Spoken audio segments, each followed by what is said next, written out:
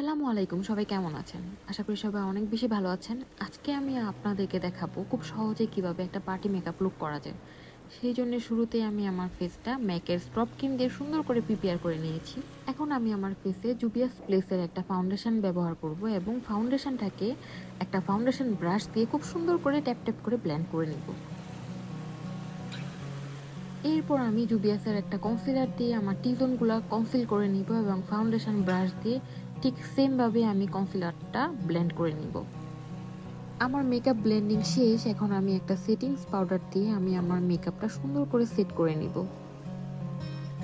মেকআপটা সেট করা হয়ে গেলে আমি W7 এর একটা কন্ট্রোর দিয়ে আমার ফেসটা কন্ট্রোর করে নিব। যেহেতু আমার ফেসটা অনেক বাল্কি টাইপের, সেই জন্য আমি আমার ফেসটা খুব ভালো করে কন্ট্রোল করে নিছি এবং একটা রেড কালারের ব্লাশ অ্যাপ্লাই করেছি। আর আমি যেহেতু আজকে অরেঞ্জ কালারের একটা শাড়ি পরছি, সেই জন্য আমি আমার আইতে অরেঞ্জ কালারের শিমার এবং অরেঞ্জ কালারের শ্যাডো ইউজ করছি। তারপর আইলাইনার দিছি, মাস্কারা দিছি। এই তো আমার মেকআপ প্রায় শেষ। এখন আমি হালকা করে একটু হাইলাইটার দিয়ে দিলাম এবং সেটিং স্প্রেটা দিয়ে সুন্দর করে মেকআপটা সেট করে নিছি। আর যেহেতু আজকে আমি অরেঞ্জিশ শাড়ি পরেছি, সেই জন্য আমি নুড কালার ইউজ করব। আমার সবসময় অরেঞ্জিশ নুড লিপস্টিক খুবই পছন্দ। এরপর আমার কিছু অর্নামেন্টস ছিল, সেগুলো আমি পরে নিয়েছি এবং আমার সবচেয়ে ফেভারিট একটা পারফিউম মিস ডিওর, সেটা আমি একটু স্প্রে করে নিলাম।